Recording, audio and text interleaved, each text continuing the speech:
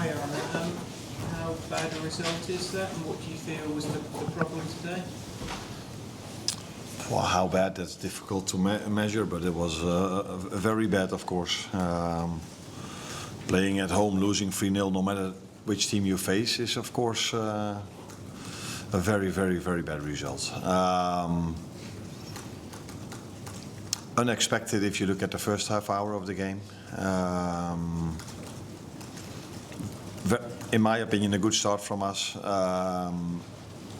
Haven't seen us creating so much in half an hour, first half hour of a game, maybe throughout the whole season. I'm not sure because I don't remember every single game now, but we were able to create a lot.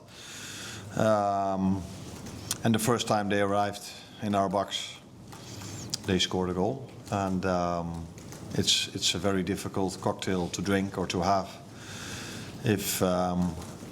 if you miss out on your own chances, and almost every time you concede one, the ball goes in. You've got a lot. You ended the game with two midfielders in defence. So you seem to be moving to Jones and at one point you had Jones and Graham back. Yeah. It feels like you're having to adapt quite a lot to try and add attackers to keep your shape, and players are out of position. Yeah. Now we had to start the game with a midfielder and right fullback because both of our fullbacks are injured, and Joe Gomez is a player who can also play there, but hasn't trained the whole week. I don't think he was fully ready to start this game. And yeah, when you're 2-0 down, it's not really, in my opinion, really necessary to bring in a defender. And normally you prefer, at least that's what I always do, you prefer to bring in players that can score a goal. So yeah, after I took Ibu off, indeed we played with two midfielders in our last line. That's true. We also needed goals, and that's why I brought Hugo in, Ikitike for Ibu, to bring a player in that can score a goal. And just before we conceded the 3-0, I went to a 3-3-4, but because I didn't feel after my first substitution we were able to create a lot.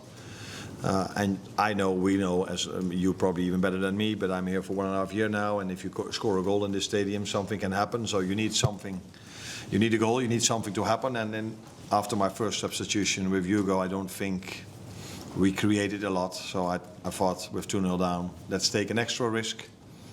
But that didn't work out really well because 2 seconds later we were 3-0 down. What did you make of the first goal, standing with Endoy in the offside position? Premier League say he wasn't in Alisson's side, but obviously there was the thing at the Etihad. Yeah.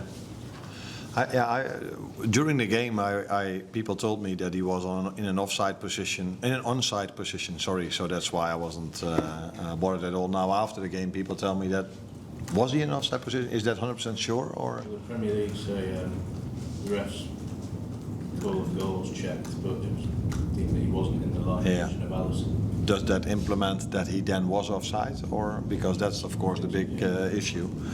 Then I have to see it back because I heard immediately that he was onside. I didn't check what the line of vision then was. Now I haven't had time to see it back if he was in the line of vision.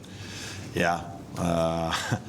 I've seen us conceding 3 goals this season against Atletico 2 and against Frankfurt 1 that were more in the line of vision of the goalkeeper than the one we scored at City. But yeah, I think no one wants to hear from me now, me talking about referee decision. If you lose 3-0 at Forest, then I should first of all look at myself and my team instead of that. But it does show you how a set piece or how a goal can change momentum and can change the game. Because before we conceded the 1-0, I think I was just waiting for us to score a goal, and afterwards we hardly created any chance anymore. Well, Arne, you said then you should look at yourself first. Do you worry that you might? Do you think you can lead the team out of this slump of results, because it's the same sort of things that are happening each week in terms of set piece goals, missing chances, and I know the players have to, it's down to players at the end of the day, but no, it's my responsibility. If we win or lose, it's my responsibility. So But what I also see is that the team, and by the way, our fans as well, stayed till the end, supported the team till the end, and the players keep on trying till the end. And what I also see today, and that wasn't at City, but at City, we were not the only team that struggles in the first half. But in every other game we've played, we've been the dominant team, and we were able to create chances. And like I said, lately it's almost constantly that we miss our chances and the ones go in that we concede, but that will never continue throughout the whole season. But we need to have that moment of energy of scoring a goal. If you are playing well and you go 1-0 up, then the other team feels like, we've played here half an hour now and we're 1-0 down and we hardly seen the ball. But the opposite thing happened. They got a big energy boost from scoring 1-0. So I see a lot of things where in a normal situation the result would have been different, but we are now in a difficult situation, and then you need to do even more to get your results in than when things go in your favor. That's what I was saying. Do you doubt yourself at all at the moment, or does what you did last season give you and your career as a manager give you the confidence that there is a way out?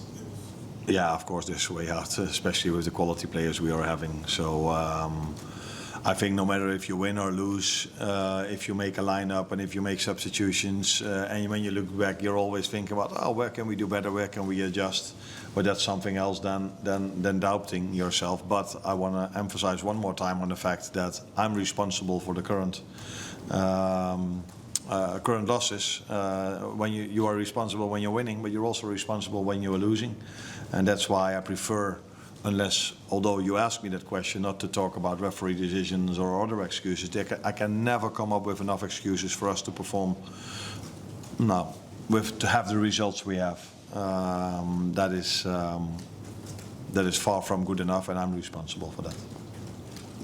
Arne, you mentioned that you feel you create enough chances with it. Do you worry that the players are becoming, I guess, too nervous, too pressurised to sort of goal? Because it seems when it's the first time in a long time Liverpool haven't scored in consecutive games. Does that become like a compound problem? I don't think so yet. I don't think so yet. But yeah, it's difficult for me to feel what they feel. But if I look at the way we finish these chances, I don't see a player that's lacking confidence or is hesitating.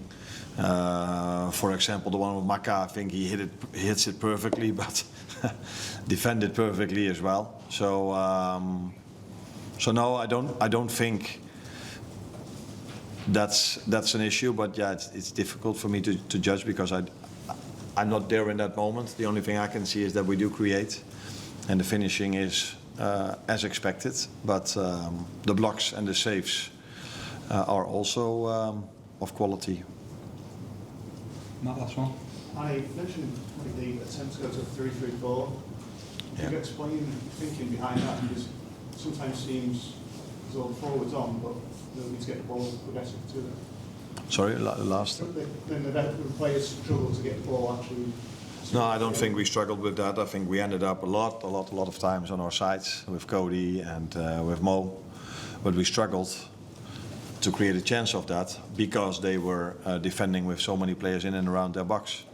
So then if you've tried for 75 minutes with 4 defenders, 3 midfielders and 3 attackers, although the defenders were midfielders, but that comes from injuries, then the idea was, but again I'm responsible for that, to make an offensive substitution, which I did last season as well. Took Ibu off, brought Diogo Jota in, and 1 minute later, away at Forest, we scored the 1-1. Then it was brave. Now it's probably stupid. Thank you.